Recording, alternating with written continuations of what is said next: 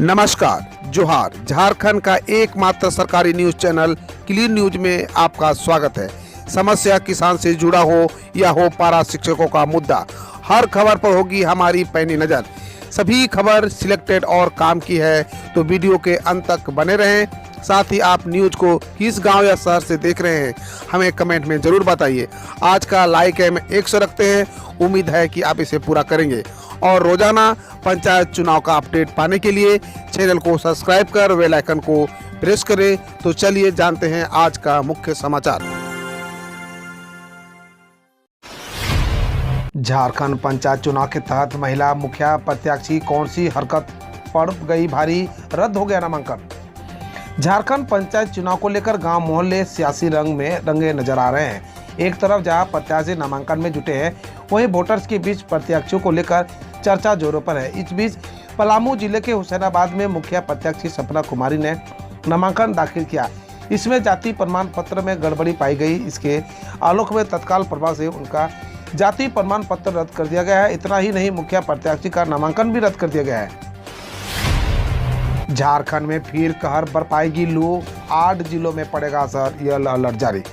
झारखंड में एक बार फिर लू का कहर बरपाएगी। 25 अप्रैल से 28 अप्रैल तक राज्य के रांची, पलामू, गढ़वा, चतरा, कोडरमा, गिरिडीह समेत अन्य जिलों में कहीं कहीं लू चलने के पूर्वानुमान है। इस दौरान मौसम शुष्क रहेगा और आसमान मुख्यतः साफ रहने की संभावना है। मौसम विभाग के पूर्वानुमान के अनुसार झारखंड के विभिन्न जिलों में अगले 2 दिनों में 2 से 4 डिग्री सेल्सियस तापमान बढ़ सकता है। 25 अप्रैल से लेकर 28 अप्रैल तक राज्य के विभिन्न जिलों में लू चल सकती है। इसे लेकर मौसम विभाग ने चेतावनी यानी येलो अलर्ट जारी कर दी है। झारखंड के सरकारी स्कूलों में इस बार कम मिलेगी गर्मी की छुट्टी, शिक्षक संघ ने जताया विरोध। सरकारी विद्यालयों में इस बार बच्चों को 17 दिन की गर्मी छुट्टी मिलेगी, जबकि शिक्षकों को 15 दिन का ही अवकाश मिलेगा। स्कूली शिक्षा और साक्षरता विभाग ने जिलों को भेजे गए पत्र में कहा है कि प्राथमिक व मध्य विद्यालय के शिक्षकों को गर्मी की छुट्टी 2 सप्ताह की ही होगी। स्कूलों में इस वर्ष कुल 60 दिनों का अवकाश दिया जाएगा। 5 दिनों का अवकाश जिला स्थानीय स्तर पर आवश्यकता अनुरूप तय कर सकते हैं। इसकी जानकारी जिलों को झारखंड शिक्षा परियोजना और प्राथमिक शिक्षा निदेशालय को देने के लिए कहा गया है। देवघर एयरपोर्ट मामले में सांसद निशिकांत दुबे ने झारखंड सरकार के खिलाफ दायर की अवमानना याचिका। देवघर में एयरपोर्ट के संचालन को लेकर झारखंड हाईकोर्ट में गोड्डा के सांसद डॉक्टर निशिकांत दुबे की ओर से अधिवक्ता दिवाकर उपाध्याय ने अवमानना याचिका दायर की है। प्रार्थी ने कहा है कि राज्य सरकार अपने हिस्से का कार्य करने में विलंब कर रही है, जो हाईकोर्ट के आदेश की अवहेलना है। प्रार्थी ने सिविल एविएशन नोडल अधिकारी आदि को मामले में प्रतिवादी बनाया है। याचिका में कहा गया है कि वर्ष 2018 में झारखंड हाईकोर्ट ने डॉक्टर निशिकांत दुबे की जनहित याचिका पर सुनवाई के दौरान केंद्र व राज्य सरकार के जवाब से संतुष्ट होकर मामला निष्पादित कर दिया था। झारखंड के किसानों को मिलेंगी साइकिल, ई रिक्शा व अन्य सुविधाएं, जाने किन लोगों को दिया जाएगा इसका लाभ। कृषि विभाग के अधीन संचालित उद्यान निदेशालय किसानों को फल सब्जी की प्रोसेसिंग और रख रखाव के लिए छोटे छोटे उपकरण देगी। पहली बार उद्यान निदेशालय किसानों के लिए post harvest and the preservation infrastructure विकास योजना शुरू की है। इसके लिए वित्त वर्ष 2021-22 में 11 करोड़ रुपए का प्रावधान किया गया है। राशि निकालकर पीएल खाते में रखी गई है।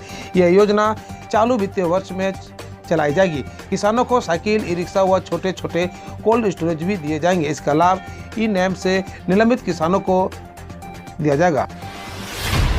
झारखंड के सभी जिलों के पुस्तकालय अब खुलेंगे। रात 9 बजे तक डीओ को जारी किया गया निर्देश। राज्य के सभी जिला पुस्तकालय में अब विद्यार्थी सुबह 8 से रात 9 बजे तक पढ़ाई कर सकेंगे। स्कूली शिक्षा और साक्षरता विभाग द्वारा इस संबंध में दिशा निर्देश जारी किया है। जिलों को भेजे गए पत्र में कहा गया है कि स्कूल खुलने का समय सुबह 8 से रात 9 बजे तक निर्धारित किया गया है। सभी जिला शिक्षा पदाधिकारी डीओ को यह सुनिश्चित करने को कहा गया है कि विद्यार्थियों को पुस्तकालय में पढ़ाई का अधिक से अधिक समय मिल सके। इसलिए समय में बदलाव किया गया है। पुस्तकालय में बिजली, पेयजल और आवश्यकता के अनुसार बैठने की व्यवस्था सुनिश्चित करने का भी निर्देश दिया गया है। झारखंड सड़क निर्माण कार्य में तय नहीं हो सकी ST-SC की प्राथमिकता, जाने क्या थी सरकार की योजना। झारखंड में सड़क निर्माण कार्य में ST-SC और अत्यंत पिछड़ा वर्ग के लोगों के लिए प्राथमिकता तय नहीं हो सकी है। पथ निर्माण विभाग की ओर से तैयार प्रस्ताव को कैबिनेट की सहमति नहीं मिल पाई है। ऐसे में तीनों विभागों के लोगों की सड़क निर्माण कार्य में अभी भी भागीदारी काफी कम है। ठेकेदारी नियमावली के तहत वह रजिस्ट्रेशन भी नहीं करा रहे हैं। करीब साल भर हो गए, लेकिन यह मामला आगे नहीं बढ़ सका। केंद्रीय मंत्री ने कहा, झारखंड के जनजातीय बहुल इलाकों में खुलेंगे सैनिक स्कूल। केंद्र सरकार झारखंड के जनजातीय बहुल क्षेत्रों में सैनिक स्कूल खोलने की तैयारी कर रही है।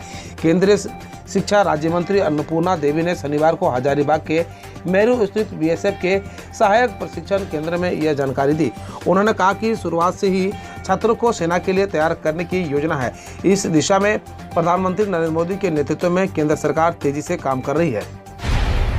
झारखंड पंचायत चुनाव में पहले चरण के लिए हुए 28,723 नामांकन। गांव की सरकार बनाने में महिलाओं में भारी उत्साह। झारखंड में पंचायत चुनाव लेकर नामांकन की प्रक्रिया तेज हो चुकी है। पहले चरण के नामांकन की प्रक्रिया शनिवार को 3 बजे समाप्त हो गई। पहले चरण में कुल नामांकन का आंकड़ा मिलने में कई घंटों का वक्त लगा, लेकिन चुनाव आयोग ने 5वें दिन तक के नामांकन का जो आंकड़ा जारी किया, यह आंकड़ा 28,723 पहुंच चुकी है। राज्य के 3 जिलों कोडरमा, जामताड़ा और खूंटी को छोड़कर शेष 21 जिलों में पहले चरण के लिए नामांकन का काम पूरा हो चुका है। पहले चरण में सर्वाधिक नामांकन गिरिडीह जिला में हुआ है। यहाँ ग्राम पंचायत समिति के सदस्य, ग्राम पंचायत मुखिया, ग्राम पंचायत समिति के सदस्य और जिला परिषद के सदस्य के लिए 1238 उम्मीदवारों ने अपना पर्चा दाखिल किया है। नामांकन के दाखिल करने के दूसरा स्थान देवघर जिले का है, जहां 1224 नामांकन पत्र भरे गए हैं। तीसरा स्थान हजारीबाग जिले का है, जहां 1211 नामांकन दाखिल हुआ है। वहीं 21 जिलों में सबसे कम नामांकन 131 लोहरदगा जिले में हुआ है। उरांव जनजाति की बेटियों को पैतृक संपत्ति में होगा हक। झारखंड हाईकोर्ट का ऐतिहासिक फैसला। झारखंड हाईकोर्ट ने उरांव जनजाति की बेटियों को लेकर ऐतिहासिक फैसला सुनाते हुए उन्हें भी बेटों के समान पैतृक संपत्ति में हक देने का फैसला दिया है। प्रार्थी प्रभा मीन की याचिका पर 22 अप्रैल को झारखंड हाईकोर्ट ने यह फैसला सुनाया। इस मामले में पूर्व में फैसला सुरक्षित रख लिया गया था। कोर्ट ने यह फैसला सुनाते हुए निचली अदालत के फैसलों को निरस्त यानी रद्द कर दिया। प्रार्थी प्रभा मीन ने निचली अदालत में पैतृक संपत्ति में हिस्से को लेकर याचिका दायर की थी, लेकिन निचली अदालत ने यह कहते हुए याचिका खारिज कर दी थी कि कस्टमरी लॉ में उरांव जनजाति की बेटियों को पैतृक संपत्ति में हिस्से का प्रावधान नहीं है, जिसके बाद प्रार्थी ने हाईकोर्ट का दरवाजा खटखटाया। पेंशनर्स को बड़ा तोहफा। आरडी में 3% की बढ़ोतरी, 10,000 तक बढ़ेगी राशि। आवेदन जारी, एरियर्स भी मिलेगा। केंद्र सरकार ने एक बार फिर से पेंशनर्स को बड़ी राहत दी है। पेंशनर्स के डीआर को बढ़ा दिया गया है। में 3% की बढ़ोतरी 1 जनवरी 2022 से लागू की जाएगी। साथ ही केंद्रीय स्वतंत्रता सेनानी पेंशन भोगी को महंगाई राहत 32% की दर से उपलब्ध कराए जाएंगे। वहीं यह राशि के स्वतंत्रता सेनानी पति पत्नी पुत्री के लिए स्वीकार्य होगी। इसके लिए दिशा निर्देश जारी कर दिया गया है। इसके साथ ही विभाग ने डीआर बढ़ाने के निर्देश जारी किए हैं। एक रिपोर्ट के मुताबिक सीबीएसई ने लोकतंत्र और विविधता पर अध्ययन व पहल की कविताएं पाठ्यक्रम से हटाई। पीटीआई के मुताबिक सीबीएसई ने लोकतंत्र व विविधता, मुगल दरबारों के ऐतिहासिक समेत अन्य विषयों पर अध्यायों को इस साल स्कूल पाठ्यक्रम से हटा दिया है। बकौल रिपोर्ट्स फैज अहमद फैज की 2 उर्दू कविताओं को अनुवादित अंशों को भी पाठ्यक्रम से हटाया है। रिपोर्ट के अनुसार अधिकारियों ने कहा है कि ये बदलाव एनसीईआरटी की सिफारिशों पर आधारित है। महाराष्ट्र में नितिन गडकरी ने 5,569 करोड़ की राजमार्ग परियोजना का किया लोकार्पण। केंद्रीय राज्य मंत्री नितिन गडकरी ने रविवार को औरंगाबाद में 5,569 करोड़ की लागत से 7 राष्ट्रीय राजमार्ग परियोजनाओं का लोकार्पण किया। उन्होंने कहा कि नई राजमार्ग परियोजना से जिले का विकास होगा, शहर में यातायात की स्थिति बेहतर होगी और प्रदूषण भी घटेगा। बकौल गडकरी, जिले में नई परियोजना के कारण शहर से ग्रामीण इलाकों में पहुंचना भी आसान हो जाएगा। देश में हर रोज करीब 20,000 करोड़ का डिजिटल लेन देन हो रहा है। मन की बात कार्यक्रम में पीएम नरेंद्र मोदी बोले। प्रधानमंत्री नरेंद्र मोदी ने रविवार को अपने मन की बात कार्यक्रम में कहा कि देश में प्रतिदिन करीब 20,000 करोड़ की डिजिटल लेन देन हो रहा है। उन्होंने लोगों से कैशलेस डे आउट का भी संकल्प लेने का आग्रह किया। उन्होंने कहा, घर से यह संकल्प लेकर निकले कि दिन भर पूरे शहर में घूमेंगे और एक भी पैसे का लेन देन नकद में नहीं करेंगे। पीएम मोदी ने जम्मू कश्मीर में किया 20,000 करोड़ की परियोजना का उद्घाटन और शिलान्यास। प्रधानमंत्री नरेंद्र मोदी ने अनुच्छेद 370 हटाए जाने के बाद अपने पहले जम्मू कश्मीर दौरे में रविवार को सांबा के पल्ली गांव में 20,000 करोड़ की विकास परियोजनाओं का उद्घाटन और शिलान्यास किया। जिन परियोजनाओं का शिलान्यास हुआ उनमें दिल्ली अमृतसर कटरा एक्सप्रेसवे लागत 7,500 करोड़ और किश्तवाड़ की 2 जलविद्युत परियोजना लागत 5,300 करोड़ और 4,500 करोड़ की शामिल है। एक रिपोर्ट के मुताबिक जैसे को तैसा नीति के तहत भारत ने रद्द किए चीनी नागरिकों की जारी किए गए टूरिस्ट वीजा। TOI में छपी रिपोर्ट के अनुसार वैश्विक एयरलाइंस संस्था IATA ने कहा कि भारत की ओर से चीनी नागरिकों को जारी किए गए टूरिस्ट वीजा अब मान्य नहीं है। बकौल रिपोर्ट्स कोविड-19 के कारण चीन छोड़कर जाने वाले तकरीबन 20,000 भारतीय छात्रों को चीन ने अब तक लौटने की अनुमति नहीं दी है। इसके चलते भारत ने यह कदम उठाया। दिल्ली में हुआ मथुरा रोड अंडरपास का लोकार्पण। डिप्टी CM बोले रोज चलेगा 1,550 लीटर ईंधन। दिल्ली के उप मुख्यमंत्री मनीष सिसोदिया ने रविवार को आश्रम चौक पर मथुरा रोड अंडरपास का लोकार्पण किया। सिसोदिया ने कहा यह अंडरपास समय बचाने के साथ रोजाना दिल्ली वालों को 1,550 लीटर ईंधन बचाएगा और 3,600 किलो कार्बन गैस का उत्सर्जन भी रुकेगा। गौरतलब है कि यह अंडरपास 1 साल की देरी से शुरू किया गया है। MP के खरगोन में हिंसा को लेकर अब तक 175 लोग गिरफ्तार। कर्फ्यू में दी गई 9 घंटों की ढील। मध्य प्रदेश पुलिस ने बताया कि खरगोन में रामनवमी के दौरान हुई हिंसा को लेकर अब तक 64 FIR दर्ज की गई है और 175 लोग गिरफ्तार किए गए हैं।